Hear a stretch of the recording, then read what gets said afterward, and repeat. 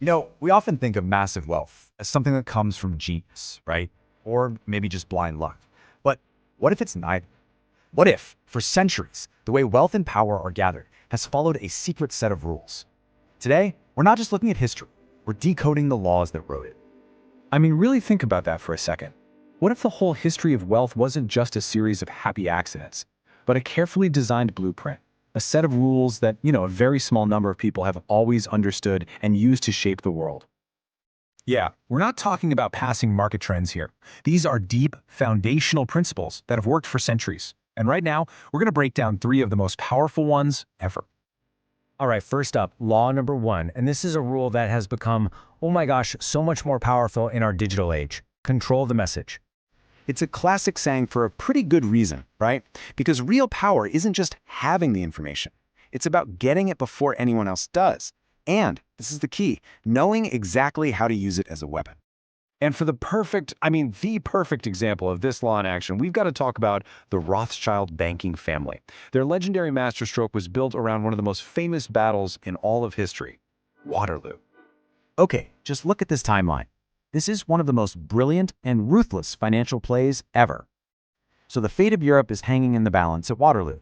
The Rothschilds, they're not just waiting around. They have their own private courier network. This guy delivers the news of a British victory a full day before the official report gets to London. But here's the genius part. Does Nathan Rothschild start buying? No. He walks onto the London Exchange and starts selling everything. He creates a signal that Britain has lost.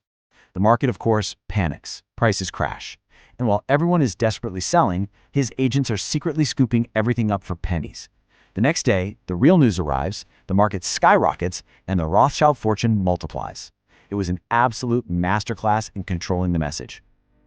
So you see, the takeaway here is incredible. They didn't just have information, they controlled the narrative. They literally manufactured a false panic just so they could profit from the chaos they created. Now that is the true power of controlling the message. Whew. Okay, so that brings us to our second law, and this one goes even deeper. If controlling information is powerful, just imagine this. Law number 2 is to create the currency. Now, this word, seigniorage, it sounds complicated, but the idea behind it is so simple. It's the profit you make just by being the person who gets to print the money. Think about it. If a $100 bill only costs, say, 10 cents to actually print, where does the other $99.90 go? Well, that's pure profit for whoever issues the currency. And believe me, this is not some modern invention. Ancient empires were absolute masters of this game. When a Roman emperor needed to fund a new war or build a giant monument, what was easier than trying to raise taxes on everyone? Just change the money itself. And this is where you can see how timeless this law really is.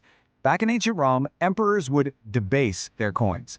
They'd take a pure silver coin, melt it down, mix it with a cheaper metal like copper, and then mint 2 or 3 or 4 coins from it. Voila, instant money. Now, fast forward to today. What do central banks do? They use something called quantitative easing, which is basically the digital version of the same thing, creating new money out of thin air to buy bonds and pump it into the economy. It is the exact same principle, just separated by 2,000 years of technology. If you can create the currency, you create the wealth. Okay, so this brings us to our third and final law, and this one is maybe the most cynical of them all. Law number 3, finance the conflict. This quote, which is often tied to the Rothschild family, really just cuts right to the heart of the matter. The ultimate power isn't in writing the laws that people follow. It's in controlling the money and the debt that the lawmakers themselves depend on. The strategy here is, well, it's a tragically effective cycle. So, a conflict starts. A powerful financier doesn't bother picking a side. Why would they? Instead, they lend money to both sides. That way, they're making a profit from the interest on all that war debt, no matter who's winning on the battlefield. But here's the real masterstroke. When the war finally ends, the winner is still completely drowning in debt.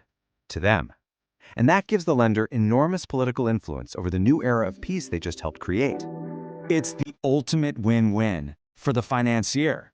They profit from the chaos and destruction of war, and then they gain control over the peace that follows.